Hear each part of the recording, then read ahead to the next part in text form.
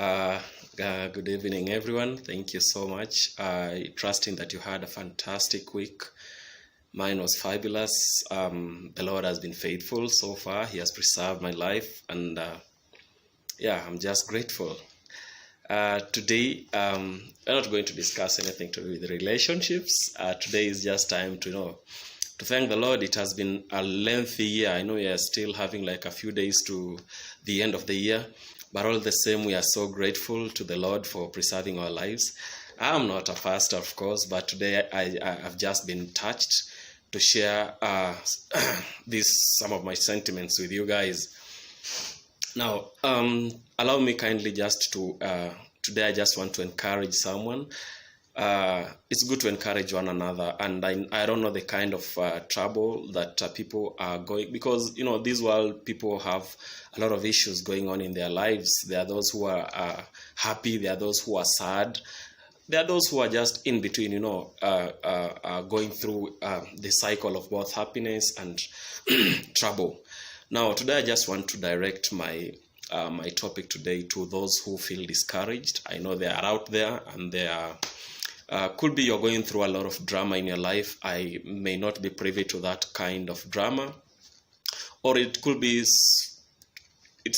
something that is wide-ranging, from failed relationships, broken marriages, maybe sicknesses, setbacks, challenges, just a lot of things going on in your life, and you're like asking yourself, God, why me? At times you are boxed, and you'll agree with me that at times you feel really cornered. You even start questioning your faith. Now, let me tell you something. Christianity is a journey, and I'm not saying that I'm the perfect or the most holier person, because the Bible says all of us fall short of the glory of God. And now, with that being said, my encouragement to you this day is that all of us have gone through some set of challenges. So long as you're alive, you must have gone through some set of challenge in your life. And mine is just to encourage you that each and every setback that you face, the Lord is giving you the strength to overcome it. And I normally tell my friends that don't ask God to remove the obstacles in your life, but just ask Him to give you the strength to go through those obstacles. I would like just to quote a Bible verse, that is Psalms 23:4, which I really, really love. And it says, even though I walk through the valley of the shadow of death, I will fear no evil, for you are with me. Your rod and your staff, they comfort me. Now, this verse, I normally try to relate it with the everyday circumstances. When you are feeling down low, when you're feeling like the going is so tough, when you feel like you're applying for those jobs, you're not getting them, let me tell you something. Trust in the Lord. And I normally say this, as you pray to God to open up avenues for you. Maybe you're working, you're tarmacking. I know that's a serious thing that is affecting most people these days. You're tarmacking, or you're trying to set up businesses, and things seem to be failing. Nothing seems to be working in your life. You know what? Before you even ask God or even start questioning your faith, there is one thing that I normally say is a miracle that many people don't know about it. Just the gift of life. If you're watching this video, that means you're alive and kicking. And leaving everything else aside, by the virtue of you being alive, breathing freely, not being on oxygen. I work in a hospital. I've seen patients who are on ICU. These patients are being charged per hour of oxygen. There are some things which you might be taking for granted in life, right?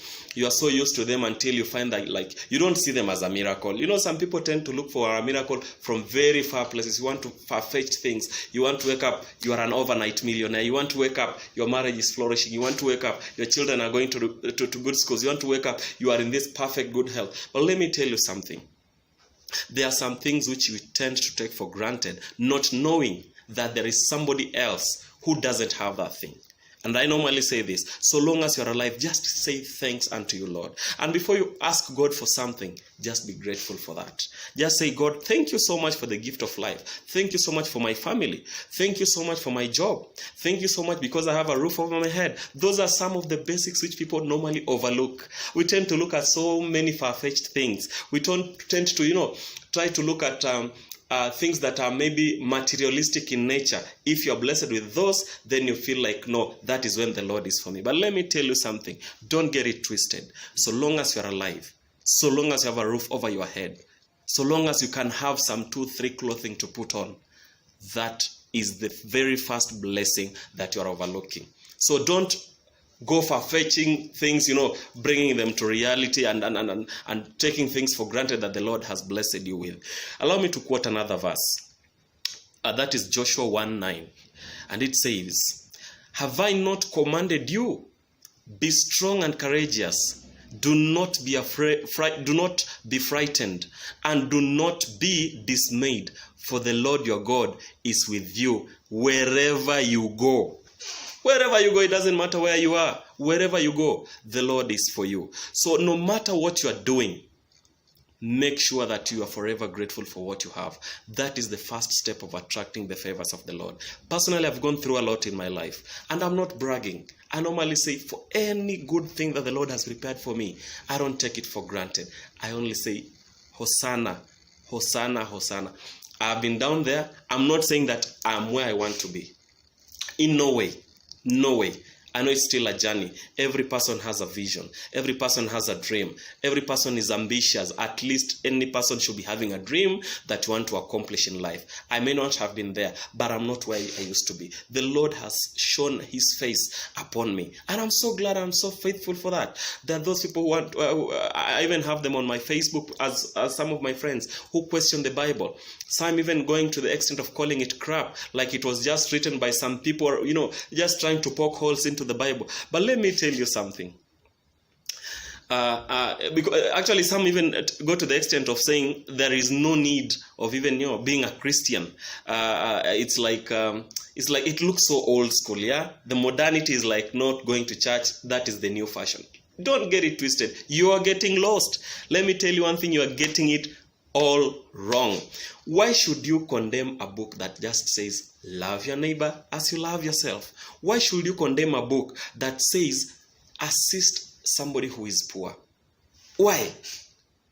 The Bible has not told you go and kill someone. The Bible has not told you don't be rich. These things you can still enjoy them, only that the Bible says just love your neighbor. That is the greatest commandment of them all. Love your neighbor as you love yourself. Now tell me what's wrong in that.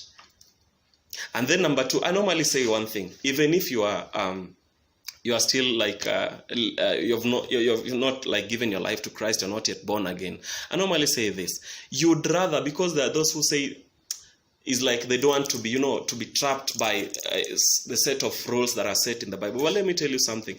Isn't it proper just to trust in a being, assuming that you are not even saved? Isn't it just try to trust in someone, then at the end of it all, you find that it's true, rather than not trusting in something, and then at the end of it all, you find that true, kumbe there is heaven, kumbe there is hell.